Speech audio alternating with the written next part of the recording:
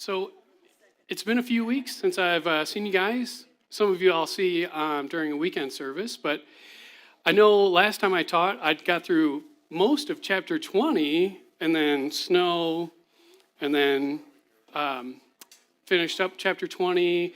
And then last week, Brian kind of took a break to step back. Pastor Brian took a break and stepped back from Exodus to talk about how we understand the law as New Testament believers. And I was like, oh man, we're only in chapter 21 and we got to finish this thing up. I don't know if we're going to get through the book of Exodus. So last time I taught, we did some discussion questions at the end. Chapter 21, I want to get through the entire chapter. It is kind of long, so we are going to go ahead and jump right in. And then depending on how much time we have at the end, we'll get some question and answers and see if you guys have any other thoughts about chapter 21, because it does cover several topics. All right, so if you guys can open up to, yeah. It's going to take 40 years for us to get through. Yeah. Because we're covering a chapter a month.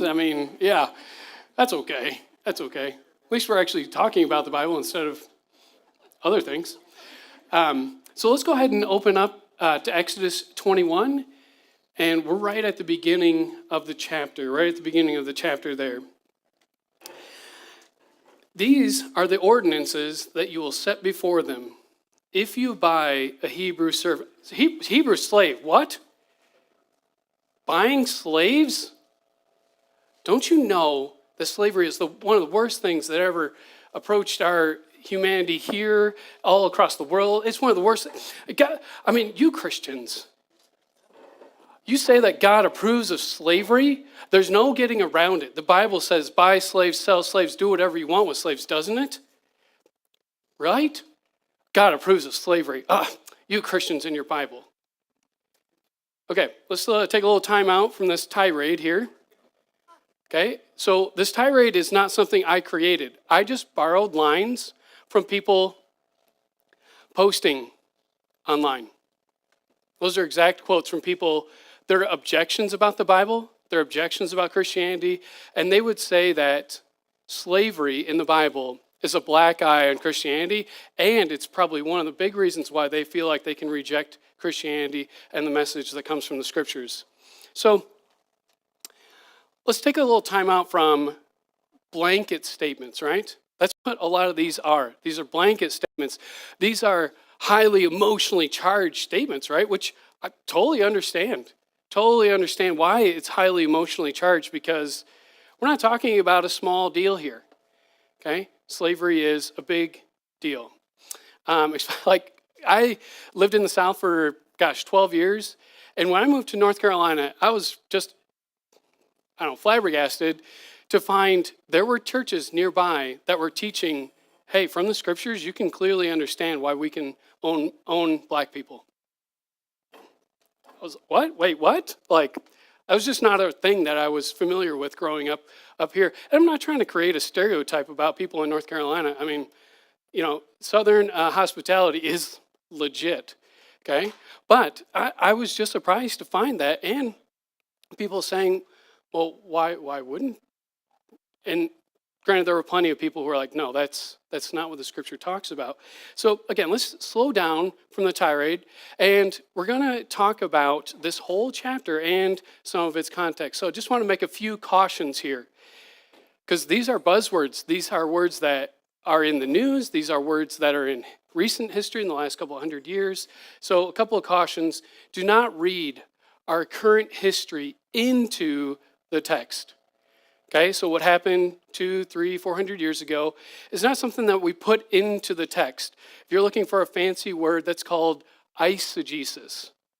So when Pastor West gets up on a Sunday and he opens up and goes through the Gospel of John and he's talking verse by verse, he's drawing the meaning from the text and explaining it. That's exegesis.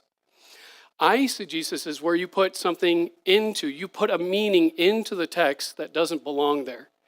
Okay, so don't read your current history into the text. Read the text itself and let it say what it says. Let it stand for itself. Okay? Put a little pause on the emotions. I know it's hard because it is a very charged subject, but it is worthwhile to step back and say, what does the scripture actually say? Because I've got to be able to understand it. I've got to be able to reasonably think my way through it. And the emotions are going to cloud the ability to reason your way through the text. So when you go through some of these, you're going to start to see that, like, what the text actually says and how it reads might be completely different, because how old is this text? This is almost 3,500 years old. Okay? So that's a long time ago, a very long time ago. So the past 300 years is nothing in comparison to 3,500 years ago. You got to imagine some things are different. Okay? Context, context, context. So we are going to talk about chapter 21, but we can't lose sight of what else has happened in the nearby chapters, because this is the book of Exodus, and the main event in Exodus is the Exodus. So let's not lose sight of what else has happened. We're not going to tackle the whole topic, okay? I know Pastor Brian tried to tackle the big topic of how we understand the entire law as a new believer, or a New Testament believer. Like, he spent an hour. You could easily spend days on that. We're not going to cover all of the texts that happen to go with slavery in the Bible. We're just going to focus on Exodus 21. At the end, I'm going to put up a list of, if you want to look at more texts, I'll put up the list of other Bible passages that talk about this topic, and a couple other resources, some good videos, some good books, that if you wanted to look further, you could look further in those. So first thing off the bat here is words are important. Words are very important. So I tried to make this as big as I could, but this is a pie chart. Okay? Right in the middle is this Hebrew word, and that's the Hebrew word that we read right here in the beginning of chapter 21. It's Evid. Can you guys say it with me? Evid, with a V. Evid. Like Evan, but with a D at the end. Evid. Okay? So this pie chart shows how it's translated based on frequency. This word occurs 800 times in the Old Testament. It's very common, very common. And this blue part here is the majority of the ways it's translated.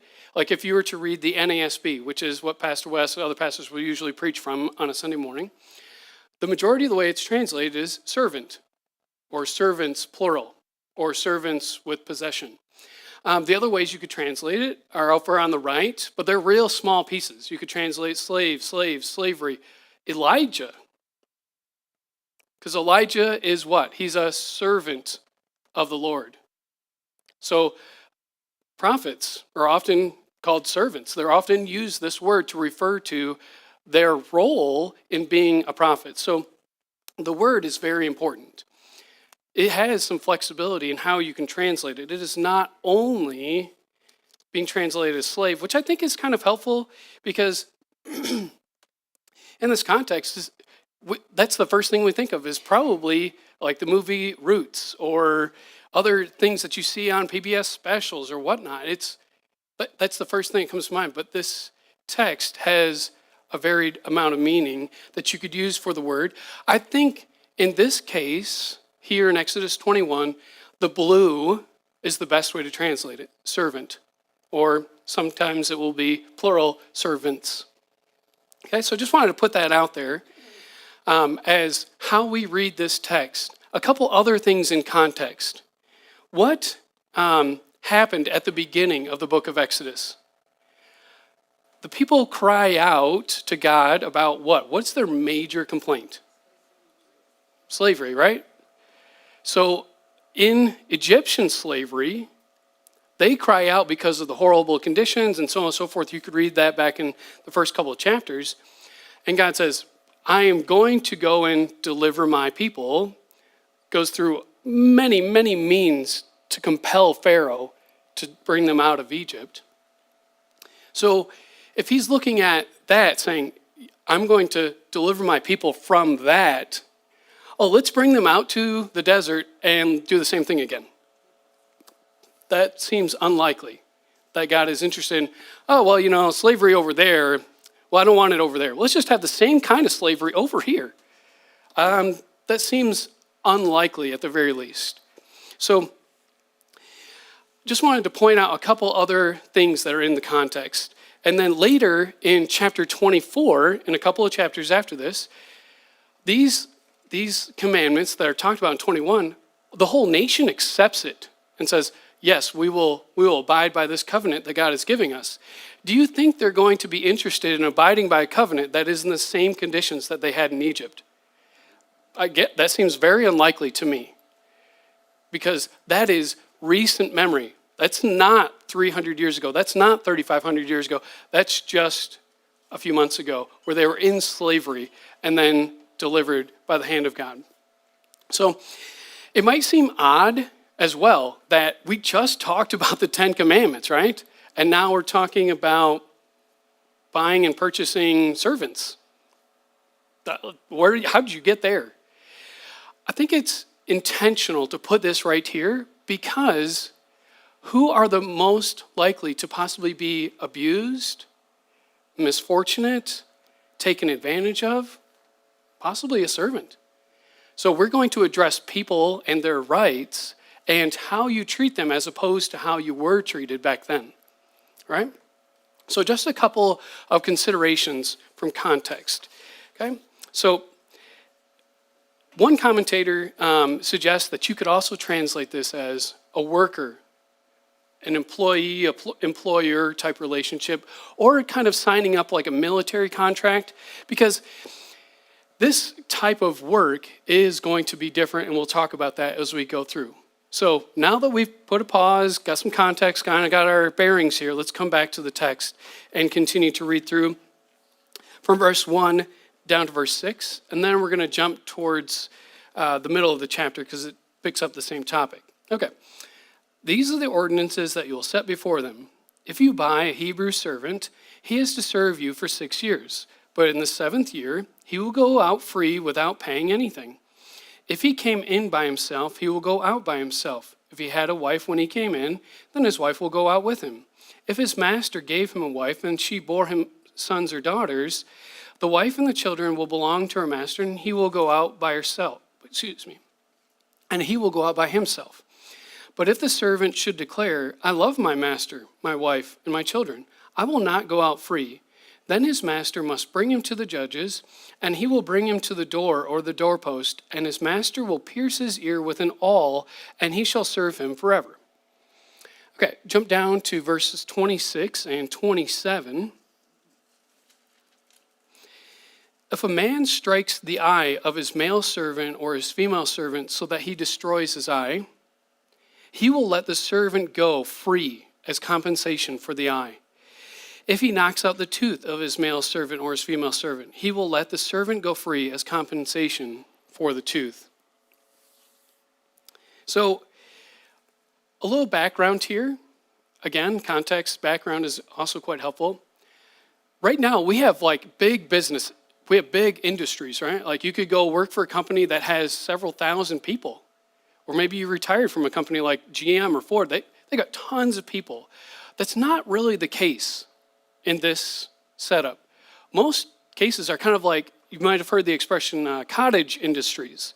Or you work with one head of a family and he kind of runs the family business. You're working like in the fields, you're working with the cattle, or you're working with a farm type setup. So it's a very different setup from our current economy. Now you have, I could go to this employer, come out, and you could bounce around. Versus this is more of a setup where, well, the head of the family kind of runs the family business. So there's that person to consider. That's why it's not like a 9-to-5 job either, right? Like if you're going to work for this person, it's not like cows are born between 9 and 5. Okay? They could be born at any time. Or harvesting. Well, harvest sometimes you got long days to harvest. Planting is different. A person could buy another, aka pay them, possibly as a way out of poverty. So this is talking about a person who's buying. Well, the other person must be offering them up.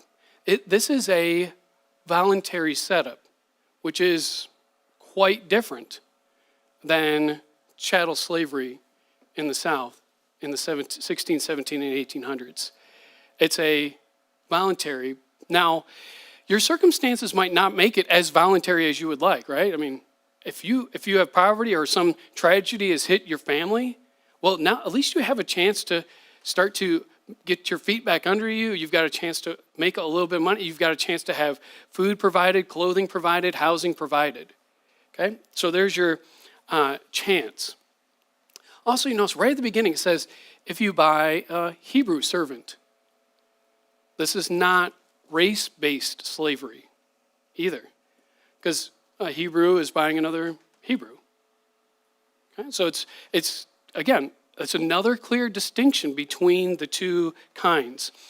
They're compensated, in the one, they're not compensated at all. It was based on their ethnicity, and they were slaves for life, right? Versus here, well, you work for 6 years, and then you go free.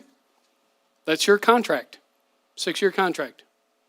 Right? Now, you could kind of think about it like a pro athlete, right? Michael Jordan, well, he is bought with a contract. He is traded.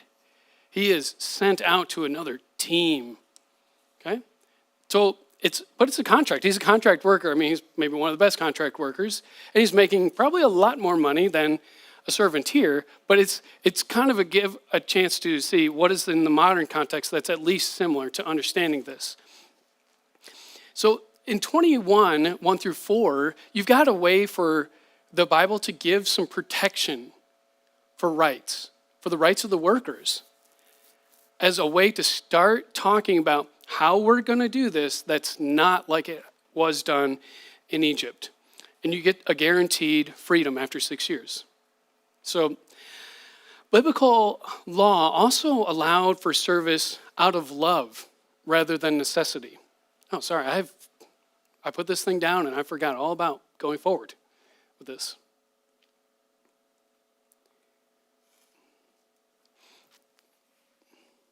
Sorry about that, you guys. Go. What happened? What happened here? Okay. And then later on, when we read in 26 and 27, there's a chance for immediate freedom, right? If there's abuse, immediate freedom. That abuse is what we're going to talk about, the difference between abuse and discipline, okay? Or correction for maybe theft or something like that. But there is a chance, here's a protection of the people. You do that as an owner or as an employer, you just lost a worker because of your abuse. Okay? And these abuses are, not big, but they're not small either. Lose a tooth? Well, you probably had some force behind that blow to lose a tooth. You just abused, you lost your worker. And it's unlikely that other people are going to want to sign up with you too, right? If that's how you treated the other guy I know, why would I want to go work for you? Okay? So another issue that's going on here, right in the passage, that is kind of difficult, is marriage. Marriage is happening. Marriage happens while you're possibly in, 6 years, you might get married and have some kids, right? So how do we deal with this? So this marriage issue, maybe we should set aside Hallmark movies for a second. Okay, Hallmark, oh, romantic, oh, that's the only one for me, blah, blah, blah, Hollywood. Marriages in ancient Israel are often arranged marriages. And I know in modern times we scoff at that idea, arranged marriages. I'll tell my niece or nephew, arrangement, well, that sounds mean, because that's the only vocab they have for that. In other countries, this still happens. And I'd have to look at recent statistics, but I don't know if their divorce rate is as high as we who get to choose. So just putting that out there for the background. So when a daughter is given in marriage, you pay a price for her. It's not like you're saying, well, I think she's worth $200. I think she's worth, no. It's the father who negotiates the price and knows who he's marrying his daughter off to, okay? So just some background there. some scenarios of how this would happen. Why would a master do this? How would this go about? So again, not every single scenario is talked about here. So some of it is a little bit of hypothetical. A single servant, right? The servant comes in, he's single, he wants to get married, and maybe the woman is also a servant. Well, if they don't come in at the same time, right? He started his 6 years, and then this woman gets hired a couple years later. Well, the woman has a 6-year contract, right? That's why she can't leave at the same time. So she still has a contract. And those children, why do the children have to stay? Well, I mean, they could potentially be laborers as well, right? That the price of bringing on a woman also brings on like, hey, I'll pay you, knowing that if there are children involved, well, they could be extra little help around. It's a part of the bargaining. It's part of the contract that you're going to set up, and you have the right to set up the contract either to pay off your debt, to get you out of poverty, or to be your job for 6 years. Okay, so I know it sounds odd to say, oh, well, he can't just walk away with his children. Well, what could he do? He could, when his contract ends, he could try and buy out their contract. Master, I'll pay you such and such so they can go with me and we can move on and make our life together. He could go and find another job that does that, right? He could try and build that money if he doesn't have it available, pay the contract, or just wait for them to finish their contract. It's not like we're separating and dividing families across nations and across oceans like in a few hundred years ago. He could agree then to work permanently for his master. And that's the option they're talked about in 5 and 6. So we're not going to go into the side detail of ear piercings. That's not what we're talking about. This is talking about, here's a permanent reminder in case we forget in a decade that you signed up for a lifelong contract because you have loved the master. And it also protects the slave or the servant. Because what could a master do? He could just go, oh yeah, he's like my servant for the rest of his life. Just trust me on that one. No, the servant and master come before a bunch of witnesses and say, this is what we're going to do. I love my master. I want to serve with him for the rest of my life. It's a permanent reminder. I mean, if you walk around and you see that, oh, he goes with someone else. I can't hire him for a contract. Okay, so that's another scenario that you could have. Let's not forget, this is a contract you're signing up for. Okay, so I know that it might be difficult to see it through modern lens, especially where we choose our spouses. Okay, different setup, but it's not only a cultural thing, it also makes sense in the context, in the culture, and with the scriptures that we're talking about. So we're going to continue with 7 through 11, because we're talking about something still related, but I'm breaking it into chunks because the chunks talk about different topics. So let's go through 7 through 11 here. If a man sells his daughter as a female servant, she will not go out as the male servants do. If she does not please her master, who has designated her for himself, then he must let her be redeemed by a kinsman. He has no right to sell her to a foreign nation because he has dealt deceitfully with her. If he has designated her for his son, then he will deal with her according to the customary rights of daughters. If he takes another wife, he must not diminish the first one's food, her clothing, or her marital rights. If he does not provide her with these 3 things, then she'll go free without paying money. Ooh, interesting.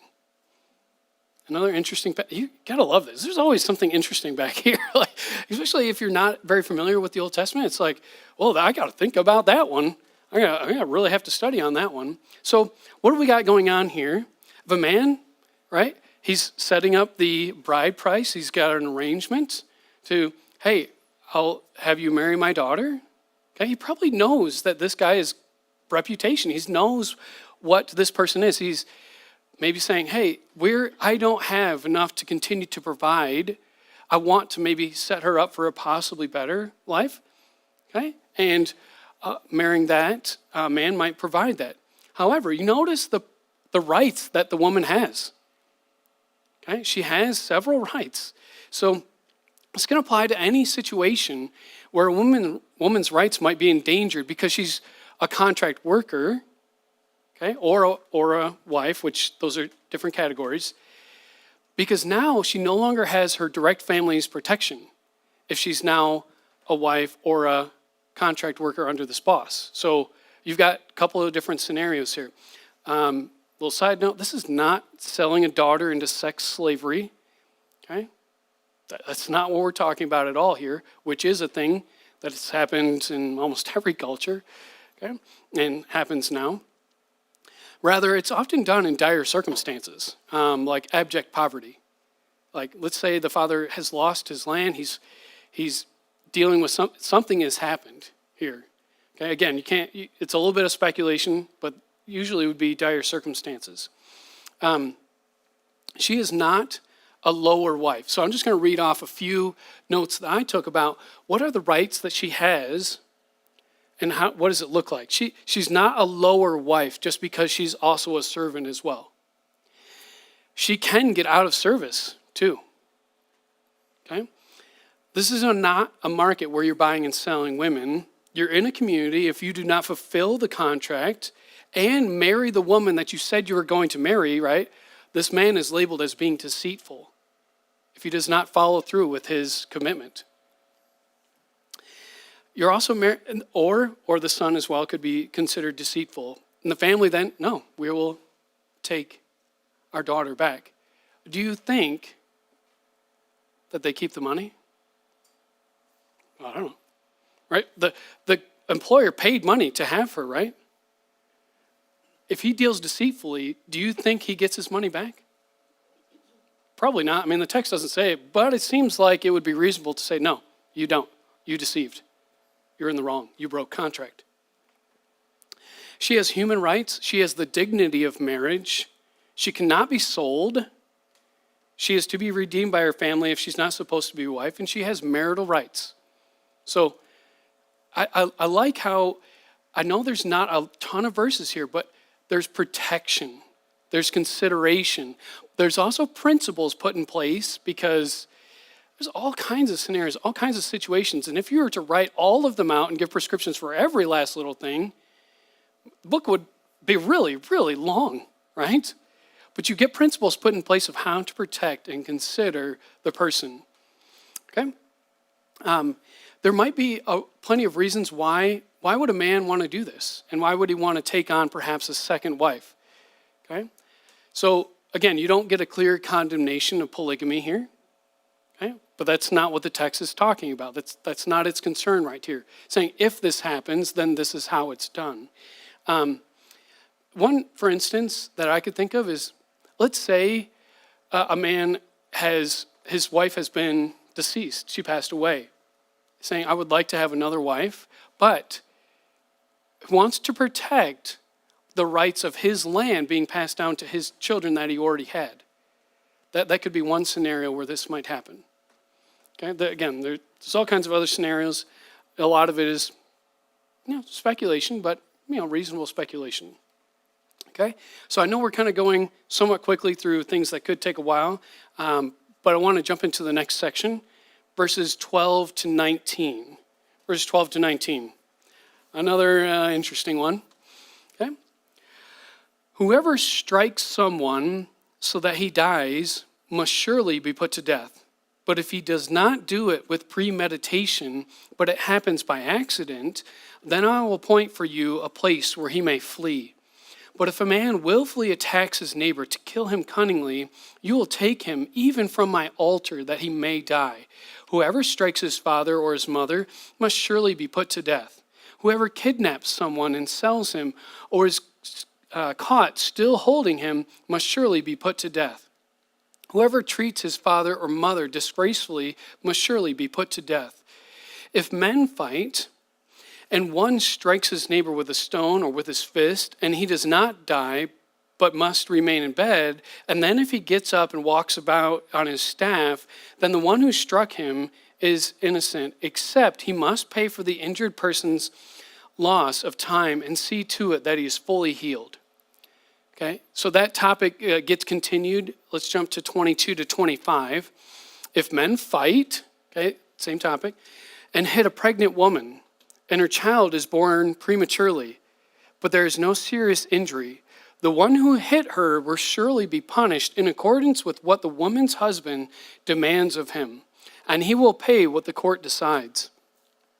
But if there is serious injury, then you will give a life for a life, eye for an eye, tooth for a tooth, hand for a hand, foot for foot, burn for burn, wound for wound, bruise for bruise. Okay? How many of you guys recognize that last verse? Eye for eye, tooth for tooth. Okay, I see a lot of heads shaking. So we'll get to that in just a second. But what happens a lot here? A lot of death penalties. Because these things are serious. So whoever strikes someone, if you premeditatedly kill someone, your life is taken from you. We have that in most states here in the United States. Death penalty already established and given precedence back in Genesis 9, if you want to read that. Okay? So it's not something new that they're just coming up with. Death penalty has already been talked about many, many chapters ago. But what happens with an accident, right? Like, for instance, you'll read this later in other passages that are written in the Mosaic Law. Swinging my axe, and my axe head flies off and does damage, kills someone. That's an accident, right? There's a specific law for that later on, okay? But what could happen? Well, that person died. The family might want vengeance.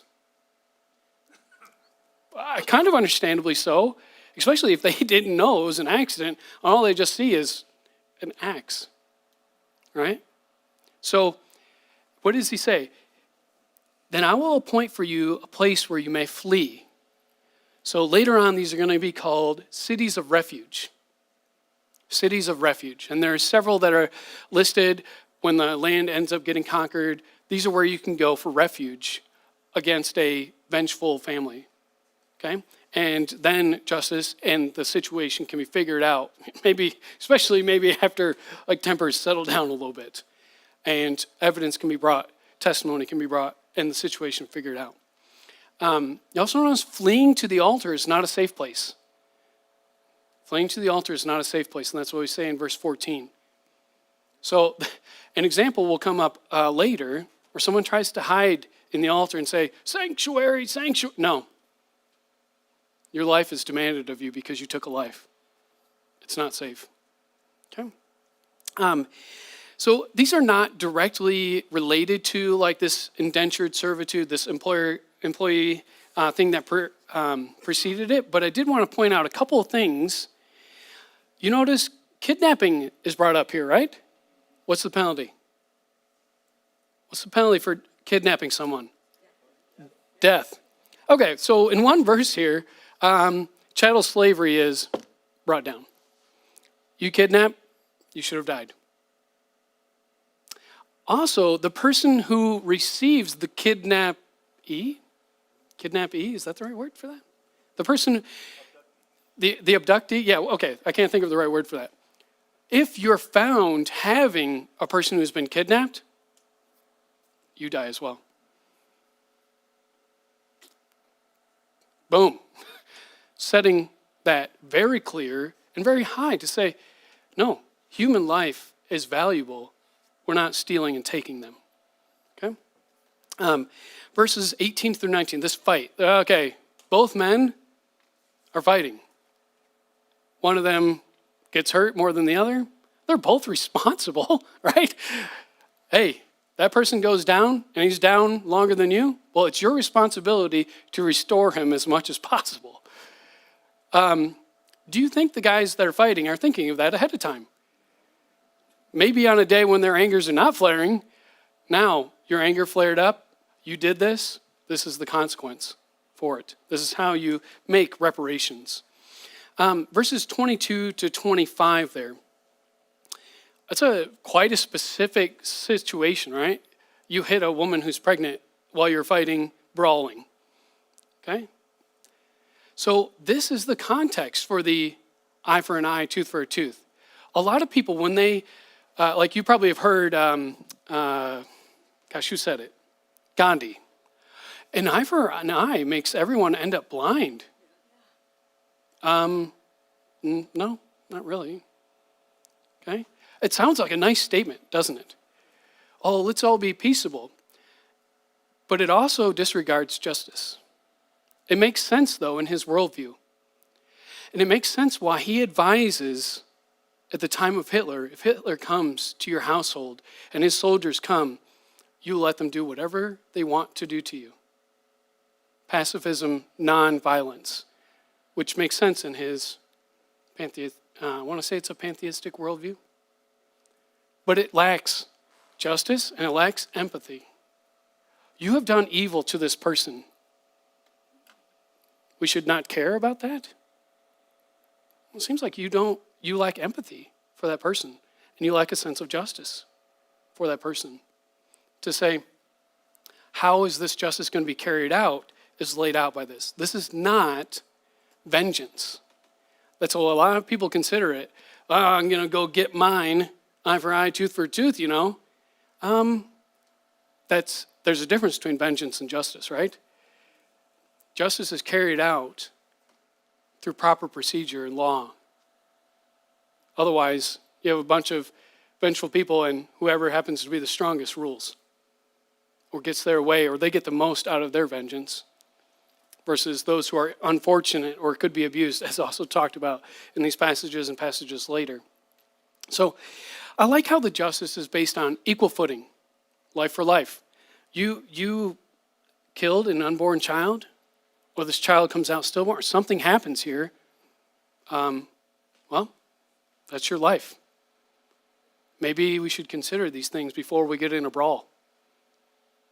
Okay? So, we are kind of doing pretty good on time. And the other passages are kind of a little more straightforward. Do we have any questions up till now on the topics we've dealt with so far? Take just 2-3 minutes. Yeah, A man is purchased a slave, Mm-hmm. and the slave, after 6 years, decides he's going to stick with his master, as you described. Mm-hmm. Let's say that the owner is significantly older than the slave. He's likely to die before the slave. What happens to the slave when his master dies? That's a good question. Okay, could everybody hear the question? Okay, so what happens if if the slave wants to stay on? I'm saying it for the recording so other people will watch it later. What happens if the person wants to stay with his master for life, but the master is maybe older and is going to pass away?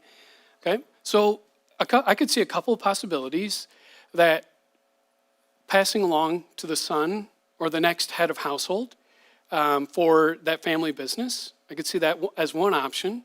But then you'd have to say, well, what is this possibility at all times? Because it's not just for a master who wants to stay for life, right? Well, what happens if your master just dies at any given time? I could see, staying on with family business. You now have principles to deal with. Right here, we don't have a complete prescription of what to do, but I could see staying on, going free, negotiating a new contract with the new head of household. See several options that could stay within these bounds. But right here, I don't see a clear prescription for that answer. Okay? Yeah. Mm-hmm. Prearranged marriage. Yeah. What if this woman doesn't want to marry this man and she finds him repulsive? Then what? So who is the person negotiating? It's the father, right? So the hope would be that the father listens to the daughter. There's some kind of discussion, some kind of family dynamic there, which you'll get in later discussions of how to go about these marriages, not just in this passage. That's why I brought up, the father should know this person's reputation, but also the sense of what the purpose of marriage is for. Yes, you get to have some happiness in your marriage, but it's also for your holiness and your sanctification as well. So, and yeah, that guy could change over time. he could be great at the beginning, and then he could be in 5 years, 10 years. And it's still a marriage covenant that's made. Right at the beginning, though, if it was known that this guy, for any number of reasons, is not a good guy, I would hesitate to say, well, why is the father doing any business with this person? So that's a good question. It's kind of a question that we would still ask now, like, well, I don't like him. When I was in my early 20s, I could have said of my group of friends that were women, I could easily see marrying 2, 3 of them because we had that kind of connection and blah, blah, blah. It was not a Hollywood, there's only one for me. Not that's what you're saying. But that's about all I can really think of for just this passage. But I would see that it would be reasonable to expect these other speculations that I'm making. Does that make sense? Okay.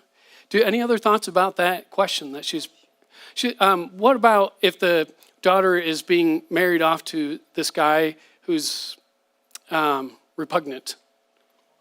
Yeah. And you're right, the father would be looking out for the daughter, make sure that he is a good guy and compatible. Yeah. Yeah, I mean, because a lot of these hopes, a lot of these principles are based on you actually considering people and the interest of the person. Protecting rights, but also the interest of the person. What does it mean to love them and care for them? And hopefully fathers are like that. Later, fathers get accused that you're not doing the right thing. And so prophets get, wailing on them too. Yeah. Most decisions in these circumstances, as far as I know, were made before the elders of the city, town, or location. Mm-hmm. If the elders have any say in it, and this guy's a scum, they're not going to let somebody give their wife, their daughter to this guy who's a bum in the first place. Yeah. They have a community responsibility for how people are handled. Yeah. That's a good point.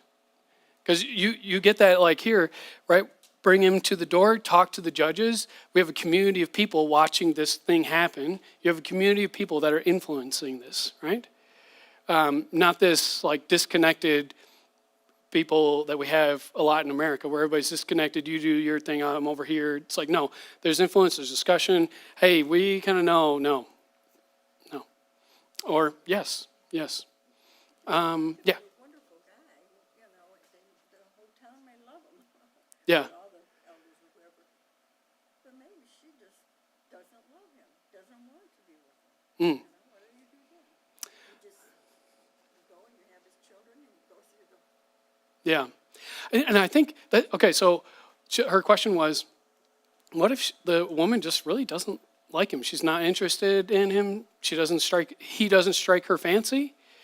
So I think it would be helpful to say, like, that's why I put the pause on the hallmark. Can you learn to love someone over a long time? Yes. Now, I would prefer to my preference would be to have someone who's got at least 90% of the same interests, who is particularly good looking to me, and my preferences could go on for a fairly long time too, right? Yeah, I mean, I've seen people's lists, and they're like 2 pages. It's like, dude, you better get with reality on that first. But that's why I bring up the idea of, yes, it's for happiness, but also for sanctification, and you really get to learn to see what love is. Like, if he's an honorable, and has integrity and so on and so forth, but he just he's not the most vocal that you'd like. He doesn't have a great voice. He doesn't sing with the priests, or he's not a priestly person or whatever. It's like, well, how do we? Yeah, I mean, it's still like, it still goes back to the father being considerate of his daughter. And it's not like there's one fish in the sea, and there's plenty of guys out there. What's not an option, though, for this marriage to set up? Yeah, well, I was thinking of, she said divorce, but I was thinking of foreigners. Why not foreigners? Draw your heart away from the Lord God. Because that's another purpose of this marriage, is help you be together, pointing you to the Lord God and being a testimony to nations watching around. Another purpose for marriage. Good. Okay, let's yeah. I'd like to bring up something. A lot of these pre-arranged marriages and that are overseas, it seems like, or maybe a recent immigrant to America and trying to, go back home to India or whatever.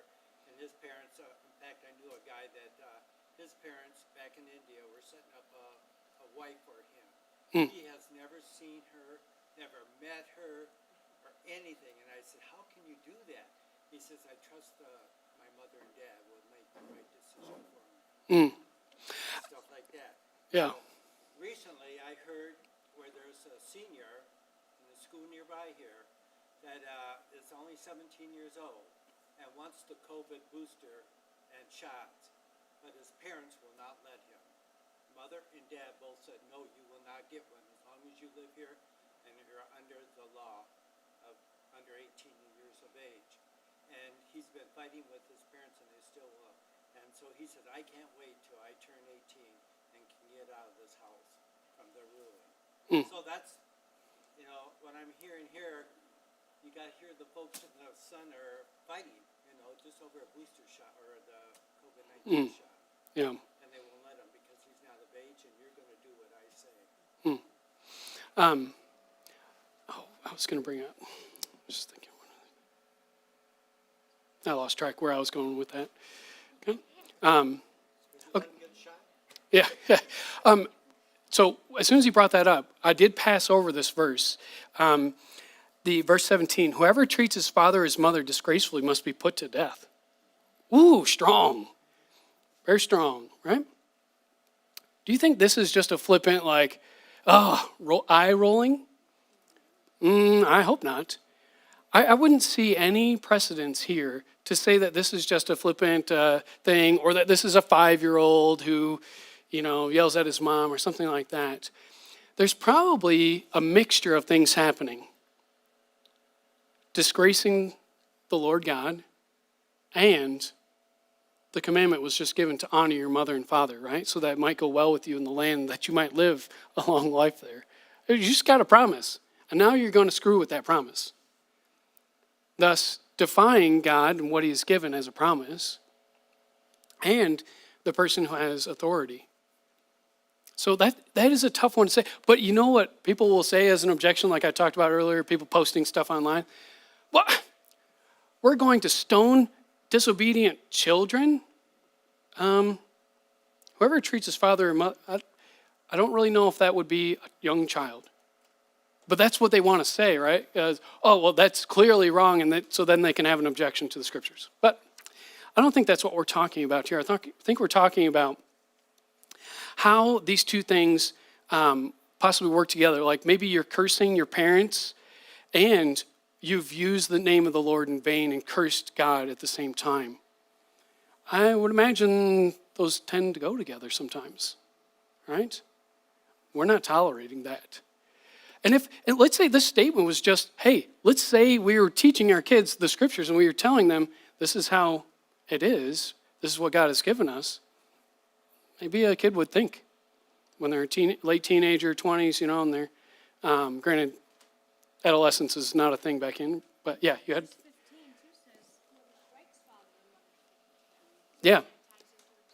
Yeah, good point. Yeah, striking your father or mother and cursing them, they'll probably go together at times, Yeah, you strike your mom, dad's probably going to take care of that, okay? Okay, so let's come to a few more passages that we haven't gotten to yet. Verse 20 and 21 right there, we snuck it in because it's a different topic. Okay, if a man strikes his male servant and his female servant with a staff so that he or she dies as a result of the blow, he surely will be punished. However, if the injured servant survives 1 or 2 days, the owner will not be punished, for he has suffered the loss.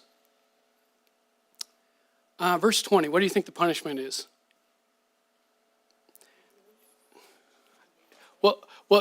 Verse 20, you have done something and the servant has died as a result of your actions. you're dying too, because you just killed someone, right? You just killed someone, so death penalty is in order. Now, the other one is a little more difficult. How if the injured servant survives 1 or 2 days and, okay, he's on the mend, he's not going to be punished. What? So, I mean, at first blush, it looks like, well, why not? Okay. What has he lost by injuring his servant? He's lost the service for who knows how long, right? And not only for those few days, but he's maybe not capable to continue to do his work effectively for the rest of his contract. You, by doing something perhaps foolish and rash, have just cost yourself. But it still kind of makes it seem like, well, does this other principle, eye for eye, tooth for tooth, hand for hand, foot for, does that apply? Perhaps you could bring that to apply, but I definitely think that when we read verses 26 and 27, those situations are very similar. Sounds like abuse. Abuse means you go free. So, they're not listing out every possibility, right, for injury or what, these borderline. It's a community looking and saying, that was abuse. Maybe this over here is discipline for perhaps a servant has stolen from his master. Then discipline would be perhaps appropriate there. So you got several situations going on here, okay? But principles are given, leadership who should be having a concern, priests should be having a concern, right? Later on in the prophets, the priests are not concerned. And God reams them for it, doesn't he? He rails against the priests and other leaders who are not concerned with justice, like you are supposed to be having back here. And he doesn't pull any punches. He uses his prophets to say, this is not how it should have been. Okay? So the last section here is verses 28 to 36. We'll do the whole of it. It's quite related to itself. Okay, so we'll keep it in one block. If an ox gores a man or a woman so that either dies, then the ox must surely be stoned, and its flesh must not be eaten. But the owner of the ox will be acquitted. But if the ox had the habit of goring, and its owner was warned, but did not take the necessary precautions, and then it killed a man or a woman, the ox must be stoned and the man put to death. If a ransom is set for him, then he must pay the redemption for his life, according to whatever amount is set for him. If the ox gores a son or a daughter, the owner will be dealt with according to this rule. If the ox gores a male servant or female servant, the owner must pay 30 shekels of silver, and the ox must be stoned. If a man opens a pit, or if a man digs a pit and does not cover it, and an ox or a donkey falls into it, the owner of the pit must repay the loss. He must give money to its owner, and the dead animal will become his.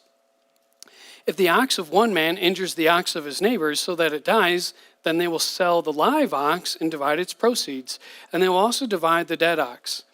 Or if it is known that the ox had the habit of goring and its owner did not take the necessary precautions, he must surely pay for ox, and the dead animal will become his. So you kind of get this sense that if you own livestock, you have some responsibility, some accountability to do what's right with this animal, because this animal has the possibility of damaging and killing someone. They're huge, right? They're also perhaps a primary source of income, because they're going to perhaps plow the fields. They're going to be heavy labor. They're like the machines of their day.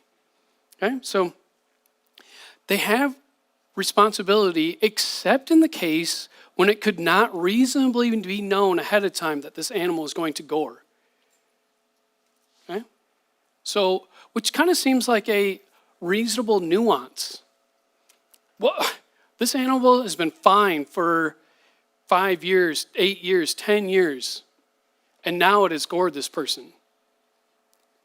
Who knows? Maybe that person egged it on, or there could be all kinds of things happening there. But there's a little nuance to say, hey, this is not a responsibility. If that animal is known to do such and such, you didn't do it, your life is on the line. So another result here, you notice how it's a little different if a servant gets injured. What's that about? If the ox gores a male servant or female servant, the owner must pay 30 shekels of silver and the ox must be stoned. Well, how come there's like a special deal here for this one? Well, the servant that might be their occupational hazard to work with the ox. Okay? But payment's going to be made because damage has been done, or some other circumstance might be going on here. Okay?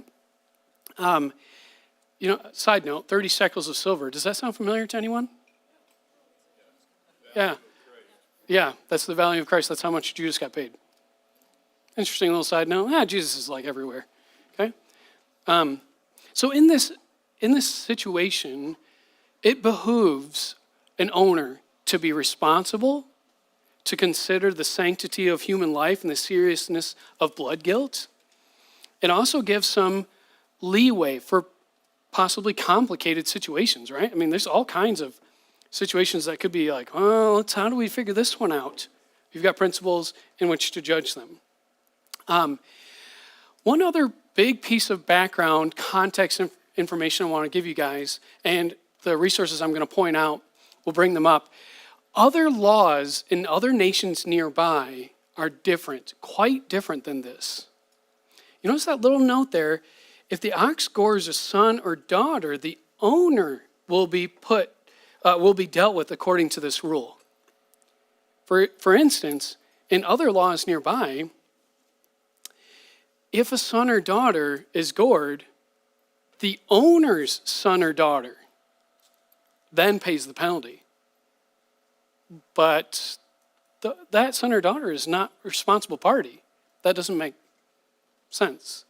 So you're getting clear prescriptions of how to deal with these things, but you also have other considerations going on that these other nations do this thing, which they're probably aware of. Egypt did this thing. You know how that went. This is how my people should be operating. So we are at the end of our time. So I'm going to put up the list of other passages about servant slavery type things. They're in canonical order. And then a couple of books that might be helpful for you guys to consider. So I'm going to jump over there, put it up. Man, I made all these slides and didn't use them. Darn. That's okay. They're more for me to remind myself of things. Okay, so some related passages. And then on the right, you've got a book. This book by Paul Copan is God a Moral Monster. Talks about a wide variety of things. Well, how do we deal with God telling people to go in and wipe out whole nations? That topic is brought up. The slavery thing is brought up. Several other issues going with morality are brought up. How do we do that?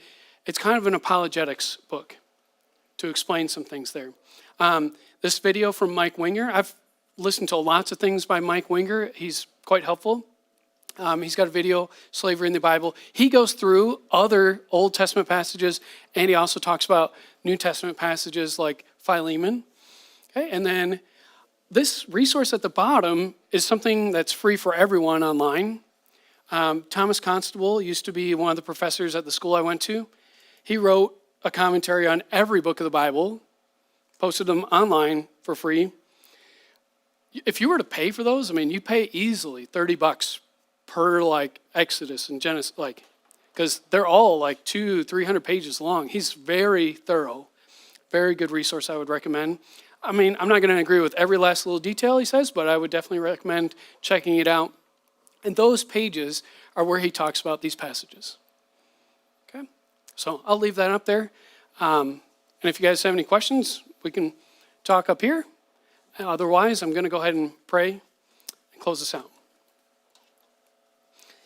Dear God, thank you for this time to look at your word. I know this is a difficult topic because of its background for us, but it is also helpful to look closely and understand and be good stewards of your word so that we might know how to think about it for ourselves, how to talk to other people about it, how to understand that what you said is not an objection for trusting in you and trusting in your word. Father, pray that you bless the rest of our day as we go out doing this, that, and the other thing, that we may bring honor and glory to you with what we say, what we do, how we think, how we love others, and how we love you. And we ask all this in Jesus' name by the power of your Spirit. Amen.